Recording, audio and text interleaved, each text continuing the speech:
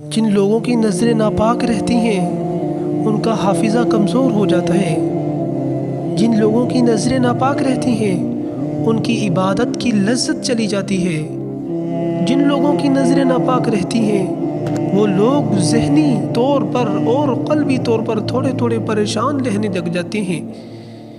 جن لوگوں کی نظر ناپاک رہتی ہے ان کی کیفیت یہ ہوتی ہے کہ سب کچھ ہوتے ہوئے ان کا دل اچھاٹ ہونے لگ جاتا ہے۔ نظر کی ناپاکی کیونکہ یہ وہ والا نشہ ہے جس سے کبھی پیٹ نہیں بھرتا، ذہن نہیں بھرتا، بڑی سنجیدہ عمر تک بھی معاذ اللہ تعالی یہ گناہ بنتے کا پیچھا نہیں چھوڑتا۔ نظر کی صفائی، میرے نبی پاک صلی اللہ علیہ وآلہ وسلم نے فرمایا، تیری نظر اگر کسی جگہ پڑ گئی تو واپس کر لے اور اللہ سے ڈر جا۔ تو نے اللہ سے ڈر کر اس نظر کو واپس پھیر لیا، تیرا وہ واپس پھیرنا اللہ تیرے لیے عبادت بنا دے گا۔ عبادت بھی وہ جس کے اندر اللہ تجھے لذت عطا فرمائے گا۔